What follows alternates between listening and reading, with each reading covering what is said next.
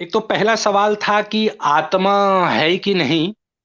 तो मेरा तो अपने तर्क के आधार पर यह मानना है कि आत्मा जैसी कोई चीज नहीं होती है। अ, आत्मा को जिस सो कॉल्ड लोग तथाकथित लोग आत्मा को जीवन के लिए जिम्मेदार मानते हैं, तो मेरा मानना है कि जीवन एक प्रभाव है। जैसे घड़ी एक प्रभाव है, घड़ी के कल पुर्जे को हम प्रॉपर ऑर्डर में जोड़ देते हैं तो घड़ी चलने लगता है। और उस प्रॉपर ऑर्डर में कुछ भी कमी रह जाता है तो घड़ी चलना बंद कर देता है। उसी तरह टेलीविजन उससे ज्यादा कॉम्प्लिकेटेड मशीन है, कंप्यूटर उससे ज्यादा कॉम्प्लिकेटेड मशीन है, सुपर कंप्यूटर उससे ज्यादा कॉम्प्लिकेटेड मशीन है। तो उसी तरह यह जीवन भी एक विशेष समायोजन का प्रयास है। और ये समायोजन जैसे खत्म हो जाता है, वह विशेष प्रभाव डिसेपियर कर जाता है और उसी को हम मृत्यु कहते हैं। क्योंकि अगर आत्मा जैसा कोई चीज होता तो दो तीन पॉइंट मैं इसको काटने के लिए रखना चाहूंगा अपने श्रोता बंधुओं के लिए, कि अगर आत्मा जीवन के लिए जिम्मेदार है तो इस जीवन क्रम में आत्मा का प्रवेश शरीर में कब होता है। पिताजी हमारे जीवित थे, पिताजी के सीमेन से, मदर साइड से ओब्यूम आता है, उसका फर्टिलाइजेशन होता है, जैगोट बनता है।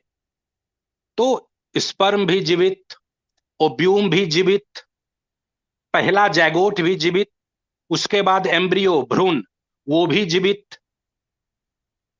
जन्म जिसको हम कहते हैं, तो जन्म के समय तो हम सिर्फ मां के शरीर से बाहर निकलते हैं। ये जीवन का सतत प्रवाह है।